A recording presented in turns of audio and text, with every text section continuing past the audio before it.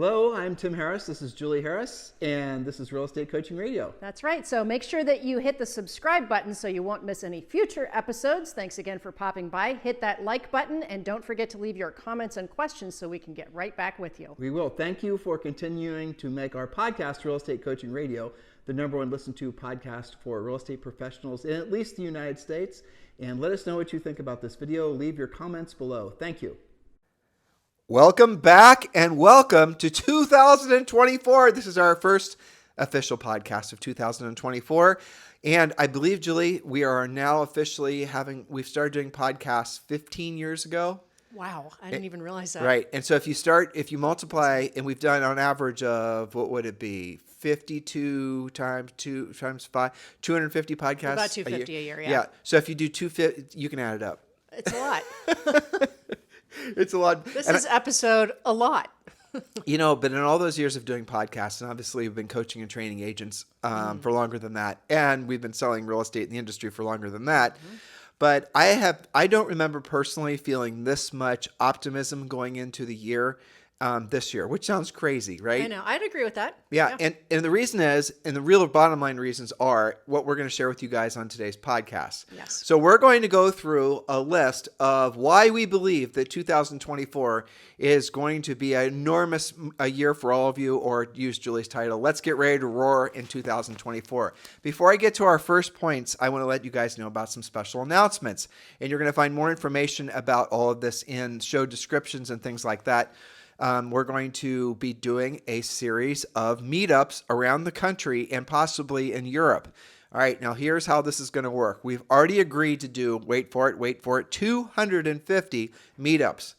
What makes these meetups extra special is they're hosted by our podcast fans. So you can actually host an event in, say, for example, Atlanta, Georgia, or, Cologne, Germany, or something like that. So if you're listening now and you'd like to participate and host an event, we're going to support your event. We're going to help you market your event. And in some cases, we're going to help sponsor your event financially. So this will be an event where you're going to be with like-minded, really Tim and Julie Harris podcast fans, coaching clients, things of that nature. And you can run your event.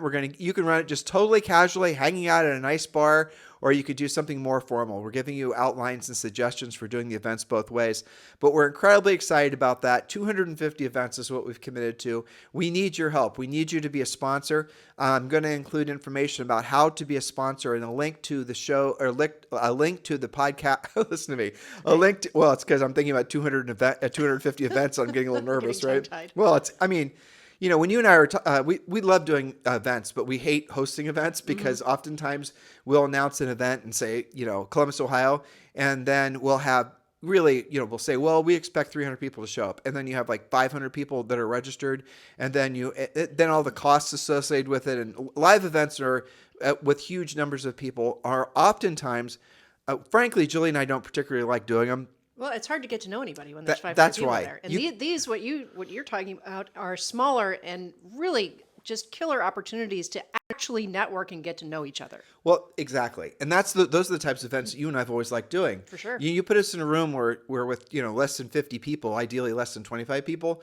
You and I, that's the best. We can connect with everyone. Everyone has a much better experience than if it's in front of hundreds of people, then it's really diluted. And then all we're really doing is presenting. Julie and I are, as you guys know, because you listen to this podcast every day, real estate coaches. And we are not good at giving lightweight surface information. We're terrible at it because our natural inclination is to want to actually drill down and give you guys all the, information you actually need so you can apply what we're sharing with you. And that's one of the benefits of attending one of these masterminds. So they're going to be taking place all over the country. There's, I think, 50 that are scheduled right now. If there's not a scheduled event in your marketplace, you can actually propose one and we'll approve it and you be the host and we'll help you promote it and get people to show up. But we're expecting that most of these events will sell out, and we expect that most of them will be, maybe 20 or 30 people. Sometimes it might be only 10 or 15. It doesn't matter. It's going to be a great opportunity for you to network directly with other real estate professionals that are, you have in common the fact that you all listen to this podcast. So the link to learn more about the event schedule is down below. We're very excited about it. It's a huge commitment, and we certainly appreciate all of those of you who are participating or just attending. It's going to be great. So without any further delay, Julie, let's roll right in. Why do we believe that 2024 is going to be one of the best years in real estate that will be followed by at least 10 other amazing plus years to sell homes? Yes, well, that's a great question. And you and I did a lot of end of 2023 predictions, and we went over a lot of facts. I agree with you that it feels certainly that we're on the precipice of a new roaring 20s.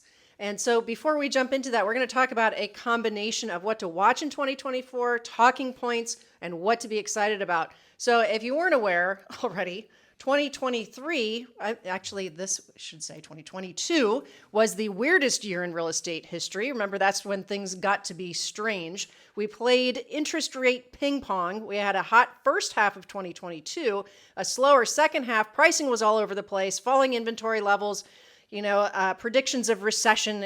That's when it started to hit the fan. Well, that was followed with 2023, where sales fell off a cliff, ending up with fewer than 4 million closed transactions, which hadn't happened since about 2009, 2010, lower than ever inventory. And by the end of last year, we finally saw things start to turn around. We were talking about that in previous podcasts. So refer to our end of year predictions podcast for all of those facts. So, Julie, are they still saying that 2023 is the worst year in history aside from 2009? Even though at the very end of November and into December, which if you think about how unusual that was, things started to look up.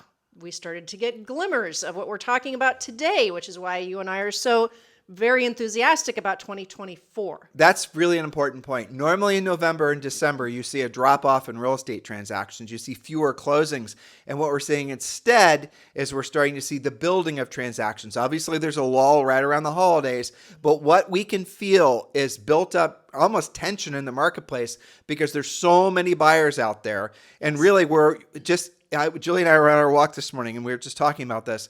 And I said, Julie, we can have everything in the economy, everything in global geopolitics, everything in interest rates. None of it's ultimately going to have that much of an effect on home sales because of the demographics, because the sheer number of people that are wanting to be in the real estate, essentially in the market now, either as buyers or sellers. And it is an enormous amount of pent-up demand. You guys feel it, Julie and I feel it, and that's going to start being relieved this year because rates are going down.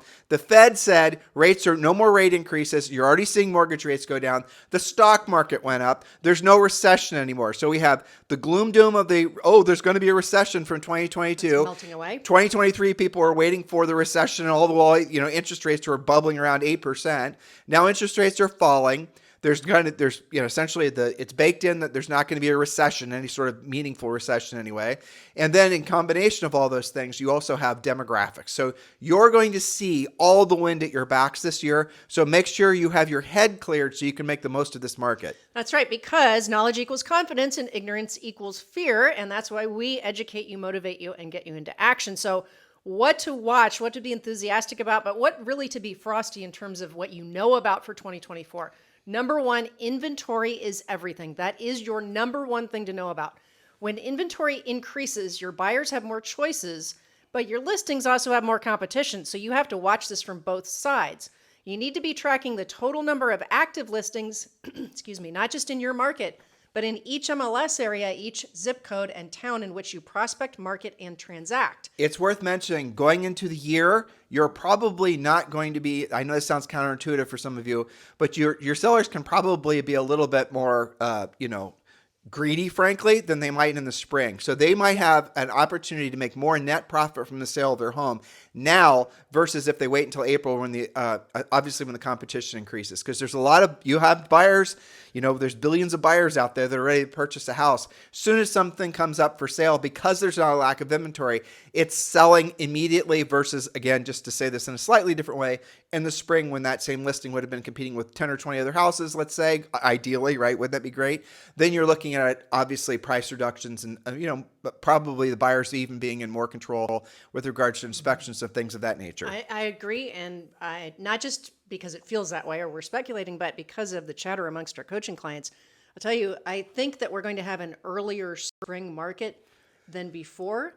And a lot of our coaching clients had some interesting comments right around the holidays. They said, I've never been so busy during the holidays. Okay. Yep.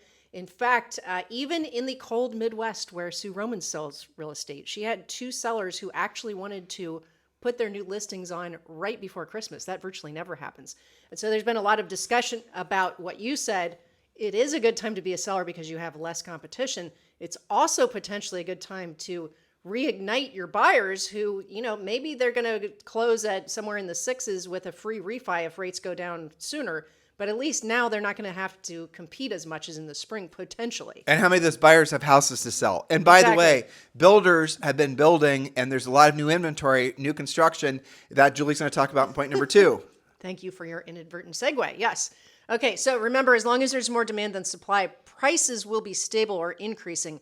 There's no price crash on the way. Remove that thought. On to what you were just alluding to. Number 2, things to watch. Track what the builders are doing. Are they driving all the sales due to builder financing, lower rates, and buyer and realtor incentives? What's being built in each area and price range around you? This is also part of your inventory tracking. I have an article I'm sending to Housing Wire soon about the fact that agents need to be more frosty on this fact about builders building, because more than 30% of what's available, what's for sale, and all of you guys are crying, no inventory, no inventory. Well, 30% of what's actually for sale is new construction. And we're also going to do a podcast about how to learn new construction, because I think you would agree, if you don't know about new construction, and there are certain markets like in Boise, it's almost 50% of their market, okay? If you don't know that, and you're just saying there's nothing to sell to my buyers, you literally could do 30 to 50% less business because you just don't know what's out there to sell. I know in Premier Coaching, which all of you guys can join for free, just scroll down and click the link to join Premier Coaching, or just go to premiercoaching.com. Yes, you can join for free. What are you waiting for? New year, time for you to get your butt in gear. Go ahead and scroll down and click the link to join Premier Coaching, or just go to premiercoaching.com. But you were mentioning, like I was reading in comments on YouTube and just all the other places, so many of the podcast listeners who became coaching clients are they moved away from. You had a call yesterday, actually. I had a great potential elite coaching client for you from Canada, and this guy was talking about the fact that he had done a bunch of video marketing, done a bunch of branding, done a bunch of all this passive lead generation stuff. Right. Listens to 2 of our podcasts, and then realizes the mistakes he's been making because he's been listening to, frankly, faulty advice. And he's wondering why he hadn't had more closings. Now, fortunately for him, he has a nice sale price, but he only did 7 transactions last year, and the year before that he did more, and he wants to obviously increase this year. And so he is coming around to realizing that he has to be with Tim and Julie Harrison, one of our coaches, if not with one of us personally as their personal coach. So the easy gateway for you to become a coaching client is to simply join Premier Coaching, premiercoaching.com, or if you'd like to join or discuss with Julie or I about becoming an elite coaching client. Julie and I and 4 of our other coaches do the elite coaching calls. You can also learn more about that. The link is below. You are going to you have to complete a survey and pre-qualify to become an elite coaching client. Elite coaching is our highest tier of coaching. But remember, Premier Coaching offers tremendous value, and it does include a daily semi-private coaching call. So no matter where you are in the spectrum, where you want to be as far as the intensity of moving forward with your real estate career in 2024, if you want it, Premier Coaching, frankly, Julie and I are incredibly proud of it. It's something we've worked on it for decades. And it is, without a doubt, the best turnkey coaching program that's out there. And you can join for free for 30 days. And yes, that includes a daily semi-private coaching call. Or if you'd like to apply to be one of our elite coaching clients, the link is also down below. All right, so number 3 thing to watch in 2024 is to track price reductions where you personally sell real estate. It's not going to be the same all across the country. Which areas and price ranges seem to be struggling? What's the average percentage of a price reduction? Is it big or is it small? Are you seeing fewer or more reductions? There's a lot of headlines that people try and stir it up with this drama. There's price reductions. 30% of homes that recently sold had a price reduction. Okay, that's actually historically how it goes, first of all, that's not an unusual thing about this market. I mean, the answer to that when you read crap like that is a big who cares. That's what Julie's trying to politely say. And they also sold, so if they had reduced so far that it was bad for the seller could have, not sold the house. But also the other thing that they don't usually tell you is that I think the average amount of a price reduction it's like $5,900 or something. Right. It's just a pittance if you throw in with that. Well, I'm gonna pile on to that point you just made. You were reading headlines about, it's frankly from a lot of fake YouTube coaches who are talking about the fact that there's gonna be some big purge of real estate agents. How the number of realtors is supposed to be dropped by half and all this stuff. You guys just gotta completely ignore those people, because what they're doing is just clickbait, and I'll tell you why. It is possible that if the ramifications of the commission sharing lawsuits are that you no longer, as a real estate licensee, you have to join your local board of realtors. And in many cases, like when Jules and I sold real estate, you then also had to become a member of the National Association of Realtors.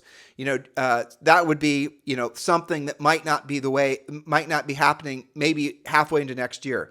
So if you can get your license or your current licensee, and you no longer have to be a member of NAR, and you can save that money every year, I'm going to venture a guess that a lot of people will elect not to be members of NAR. Yes, absolutely. Only your most professional, serious people will be wanting to be members of the National Association of Realtors, which means that technically, if you're not a member of NAR, you can't really call yourself a realtor. You're a real estate agent, or you're a real estate professional. That doesn't mean you're just not selling anymore. Right. So when you hear people talk about the total number of real estate agents, realtors, they're talking about the total number of people that are members of the National Association of Realtors that can call themselves realtors, right?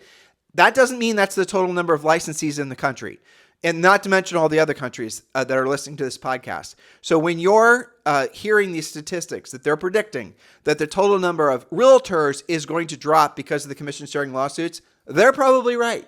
But that does not mean that there's going to be some sort of great, huge purge of the number of licensees that are in the real estate industry. And even more so is we expect, and we talked about this on our predictions podcast we did, 2 weeks ago, that there's going to be an increase in the number of licensees, setting aside whether that they join National Association of Realtors or not. So there is not going to be any great purge of real estate agents, in our opinion. If anything, there'll be an increase. And it's all because of the economy, inflation, people wanting to, the fantasy about being a real estate pro, all the, it's lights and glamour and all the rest of it. All these fantasies people have about being real estate agents, those fantasies, a lot of the generations getting real estate licenses now, they've grown up with HGTV. And Bravo, yeah. And Bravo. I was going to say, do you really think that HGTV and Bravo are going to stop making shows featuring realtors? Exactly. I think not. Real estate, when Julie and I got our licenses, was not a glamorous profession to get into. No. I mean, it was not. USA Today used to do a poll every year of the least to most, or the most to least respected profession. Most was like nurse or firefighter. Well, guess where real estate agent was? At the bottom. At the bottom, or almost at the bottom, like by used car salesman. It's not that way anymore. So you're going to see, in our opinion, a huge number of people getting real estate licenses, not a decrease in licenses. So keep that in mind and start being, and again, Julie mentioned something and she did it really quick. The same people that are predicting there's some great purge of realtors happening, again, maybe so, but not real estate agents, are also the same people who are predicting that there's going to be some sort of housing crash. They are completely wrong. And you've got to be really careful if you listen to people giving you completely wrong information, because that's going to have a very harmful effect on your mindset about the industry. We say this on the show all the time. If you believe that 2024 is going to be a hard year with lots of real estate agents, you're leaving the business with, real estate prices crashing, with all this doom and gloom, what are you going to do today to frankly build your business, to make yourself better, to make it so that you are going to have the best year ever in 2024? You're going to do nothing, because why would you? You're believing that tomorrow is worse than today, so you're going to not take actions today that will, essentially that would have made tomorrow better than today. You guys following me on this? So you have to be incredibly careful what and who you listen to. Very well put. Thank you for that. And, totally concur with that. So, all right. What else to watch in 2024? Point number 4, track the average days on the market for the areas that you work. What seems to still sell in 10 days or less? Usually that's the investor type stuff, first time buyer, but not always. So what seems to be still selling very quickly, and which areas or price ranges seem to have a lot of expired listings after 90 or 120 days on the market? I remember when we were selling in Columbus, there was something weird about the 700s price range. It's like you never wanted to put anything in the 7s because it just wasn't great enough to compete with the $1 million houses, but it just was a weird thing, right? I don't know why that was. It was also like houses that were green would expire. I don't know. You have to know what happens in your own personal market. So track the average days on the market. All right, and at the end of this, I'm going to tell you how to do some tracking ideas here. Number 5, track the list to sell price ratios. What is the difference between the final list price, if there were any reductions, and the final sale price? Is it still 100% or 102% maybe for you, or or more? Or are homes starting to sell for less than the list price? How much less than the list price? Again, we go back to headlines. Prices are falling. Things aren't, selling for over list anymore. Well, does that mean that it's 99.5% of list price? Probably. That's something to know when a buyer maybe proposes to you that they come in really low because they saw that headline. Did you read the report that came out that said 98% of all buyers and sellers used a real estate agent in 2023? I mean, do you just see when you look at the facts why this is absolutely going to be an amazing year? 100%. The consumers want to use you guys. There's not, even with the commission sharing lawsuits, it'll all work out. Buyers agents, don't worry. You're still going to get paid. It's all going to work out. Some of the rules and the forms and the processes are certainly going to change, but this can be not just a great year, but this can be at the start of a great long-term run. This is your personal bull run that could run the rest of your life. Why not make it so every single year is essentially always improving? One of our sayings, right? If you want ever increasing levels of success in your business and personal life, do what you don't want to do when you don't want to do it at the highest level. And I should add, for long damn periods of time. Repetitively, not just once. Yes. Yeah. All right. So point number 6, apply all of your tracking data, the things that we were just talking about, to each subject property that you're dealing with, whether it's preparing an offer for one of your buyers or getting ready to price a listing. You can refer to our podcast series, Don't Go If You Don't Know, for an in-depth drill down on that with regards to going on listing appointments.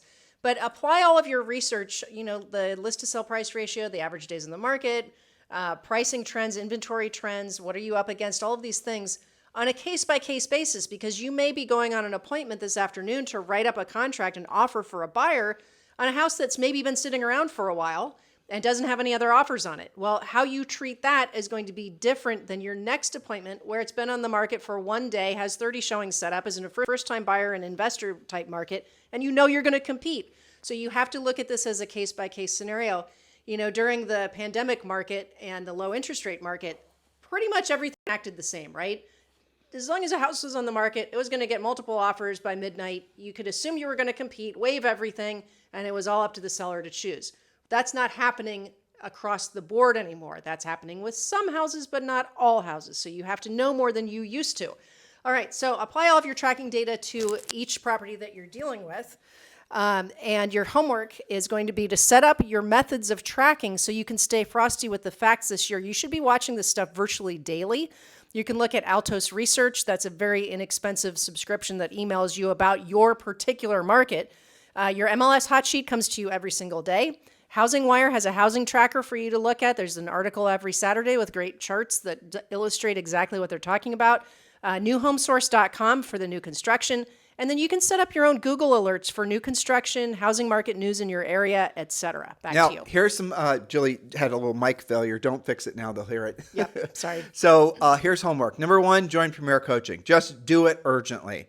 There's no risk. You can cancel at any time. The first 30 days is free and includes a free daily free coaching call. But when you join, here's what I want you to do. First things first is you're going to log in. You're going to see all the, frankly, the amazing amount of content you get for free in the first month, probably too much, if we're being honest. Yeah. Mm-hmm. I want you to download the Real Estate Treasure Map. It's at the top of the page. Download that and print it out. If you do not have your 2024 business plan done, this is what you need. The Real Estate Treasure Map is your business plan. You do have to fill it out, and it is a lot of pages. It is going to, by design, force you to actually think through what you truly want in your business and personal life. If you don't have that done, you will probably, think about how you'll feel once it's done. Julie and I are working on ours right now. We take a lot of time to do it every single year. We follow our exact real estate treasure map. That's where it came from. And we're going through all of our numbers. We're going through how much money we want to save and how much work they're going to do this and the other thing, what our physical goals are, what our travel goals are, all the things we want you guys to do. And I have to tell you, the sense of relief, and we're not even done yet, nope. Right? We're like 75% through. I'd say the sense of progress at this point. Well, but the sense of relief of feeling it's almost like it's a psychological burden not having it done. That's how I Yeah, feel. I agree with you. And it's like having a big stack of bills that haven't been paid, or a bunch of leads you haven't followed up on yet, or something like that. Sure. So yes, guys, there it is. Get your real estate treasure map done, and you too will feel a massive sense of relief when it's done. It's easy for you to join Premier Coaching. Just scroll down below, click the link, or just simply go to premiercoaching.com, and join for 30 days for free. Absolutely no risk for you, and you will feel a massive sense of relief and direction when you do that. That is your homework from today's show. In the meantime, guys, thank you for keeping this the #1 listened to daily podcast for real estate professionals in at least the United States. This will be your best year ever. Stay engaged, stay close, stay focused. Have a fantastic day. Hello, thank you for having watched this video. Please remember to subscribe to our YouTube channel. That's right. And don't forget to hit that like button, leave your comments and questions below, and we will get right back with you. Thank you for watching this video, and remember to watch the next one. You're going to love that one.